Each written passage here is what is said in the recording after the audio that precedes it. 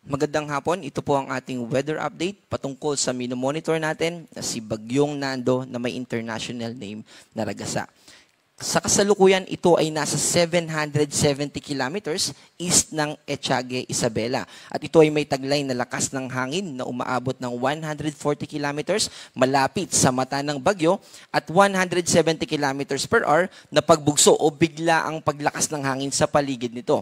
Ito ay kumikilos pa northwestward papunta dito sa extreme northern Luzon sa bilis na 10 kilometers per hour. At nakikita din natin na habang lumalapit ito sa ating kalupaan, ay nandun din yung tsansa na mas lumakas pa ito from typhoon to super typhoon na kategory. Bukod dito kay Bagyong Nando, ay meron pang nakakaapekto sa ating bansa at ito yung hanging habagat or southwest monsoon.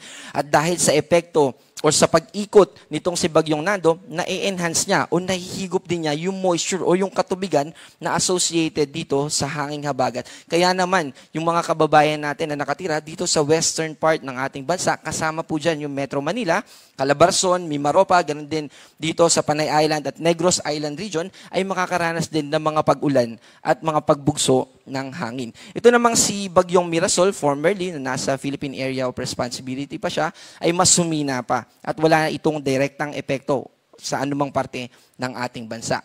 Ito po yung ating track patungkol sa tatahakin nitong si Bagyong Nando.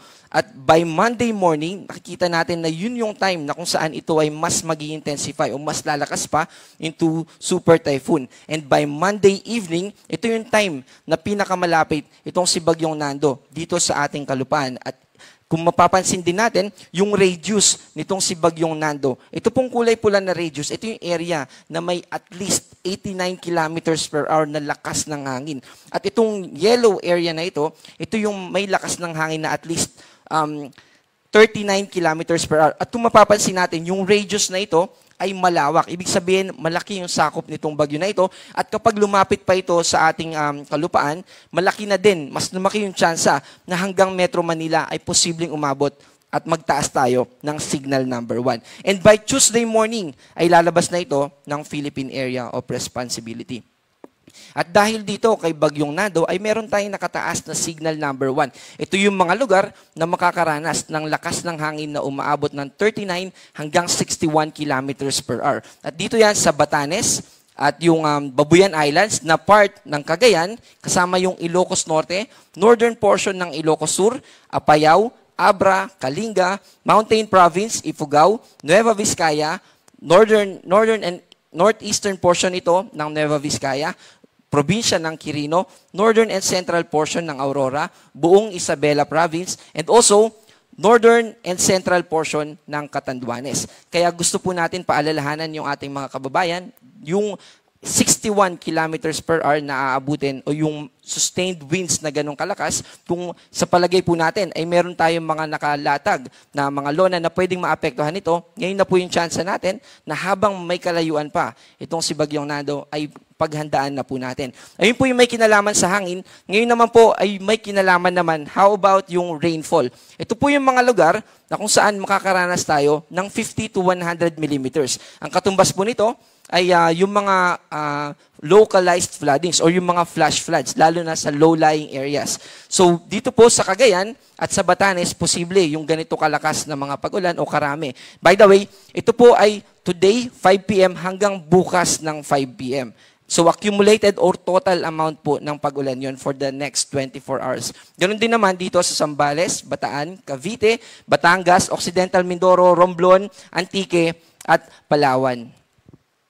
Para naman bukas ng 5 p.m. hanggang Monday ng 5 p.m., ito po yung day na kung saan crucial at malapit itong si Bagyong Nando sa ating kalupaan. Kaya meron din tayong mga probinsya na posibleng makaranas ng 200 millimeters or higit pa. Ang associated na impacts po nitong ganito karaming amount ng rainfall ay widespread o malalawakan na mga pagbaha. And mas mataas din yung tsansa ng mga pagguho ng lupa, lalo na sa mga nakatira sa mga bulubunduking lugar. Dito po yan sa Batanes, Ilocos Norte, Apayao, Cagayan. Yung mga orange naman po, ito yung 100 to 200 millimeters. Ibig sabihin, within, sa halimbawa, sa probinsya ng Abra, iba't ibang lugar sa Abra ay posibleng makaranas ng pagbaha at ganoon din yung pagguho ng lupa. At yung mga naka-yellow naman po, ito yung 50 to 100 millimeters. Yung mga wala pong kulay, hindi po ibig sabihin yan ay hindi na sila makakaranas ng mga pag-ulan. Posible pa rin na makaranas tayo ng mga pag-ulan pero hindi kasing lakas tulad ng inaasahan natin dito sa mga may kulay. At ito naman po yung kadugtong nung bukas ng 5 p.m. hanggang Monday 5 p.m., 50 to 100 millimeters din. At para naman sa Monday ng 5 p.m. hanggang Tuesday ng 5 p.m., this time ay papalabas na po. Papalayo na sa ating kalupaan itong si Bagyong Nando. Kaya mababawasan din, kung mapapansin din po natin, wala na tayong nakataas na pula, pero meron pa ring mga orange. At kasama dyan, yung mga probinsya ng Ilocos Norte, Apayao, Abra, Ilocos Sur, at La Union. Kasama din yung Benguet. At yung mga naka-yellow naman ay dito sa Cagayan, Kalinga, Mountain Province, Ifugao, Nueva Vizcaya, Pangasinan, Nueva Ecija, Tarlac, at Zambales. At yung karugtong po niya ay dito sa Pampanga, Bulacan, Bataan, Metro Manila. So by Tuesday po ay makakaranas din tayo. Monday to Tuesday ng mga pag-ulan na 50 to 100 millimeters sa Metro Manila. And then sa Rizal at Cavite at Batangas and Occidental Mindoro. Kanina po ibinanggit natin yung mga nakataas sa signal number 1 na mga makakaranas ng 39 to 61 kilometers per hour. Pero meron din naman po mga lugar na makakaranas ng pagbugso. Ibig po sabihin ng pagbugso ay bigla ang lakas ng hangin. Ito po ay posibleng umabot ng 88 kilometers per hour na pagbugso. Hindi po ito katulad ng signal number 1 na sustained winds yung tinutukoy natin. At ito nga po, today ay makakaranas ng mga pagbugso ng hangin yung ating mga kababayan dito sa Bicol Region, Eastern Visayas at Caraga. Sa Sunday naman po, mahalagang araw din po ito dahil yung iba nating kababayan ay magagawin pong aksyon or pagpupulong at ang magiging weather naman po natin bukas ay mananatiling makulimlim at nandun pa rin po yung scattered rains kaya magdala pa rin po tayo ng payong. So by Sunday, malaking bahagi pa rin po ng Luzon yung makakaranas ng mga pagbugso ng hangin. Ganun din by Monday. Sa kasalukuyan ay meron na po tayo nakataas na gale warning. So posible na makaranas yung ating mga kababayan dito sa mga lugar na ito, yung ating extreme northern Luzon kasama yung coastal areas ng Isabela at Cagayan.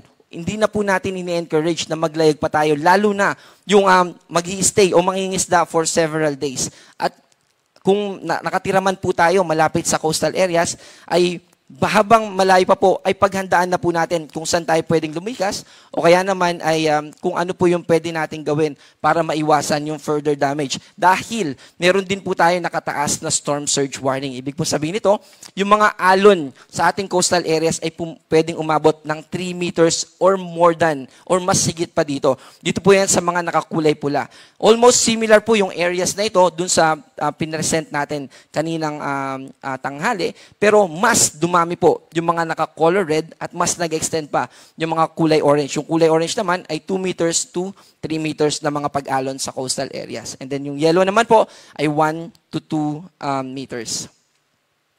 And after all, ang gusto po natin ay mapaghandaan itong parating na bagyo na si Nando. Kaya gusto po natin na paalalahanan yung ating mga kababayan. After all, ayaw po natin na magkaroon ng casualty at further damages sa ating mga properties. Kaya gawin po natin yung necessary na yung mga kinakailangang paghahanda para maiwasan po yung mga bagay na yun. So makinig po tayo sa mga susunod pa na i-release ng Pag-asa. Magkaroon din tayo ng mga plano, maging household man ito or maging community-based. And then maghanda rin tayo ng emergency kit, maging sa sugat man yan or sa pagkain para ready tayo in case na maapektuhan tayo. And then yung number 4, kapag nagsabi na po yung DRRM offices natin na lumikas na, ay sumunod po tayo.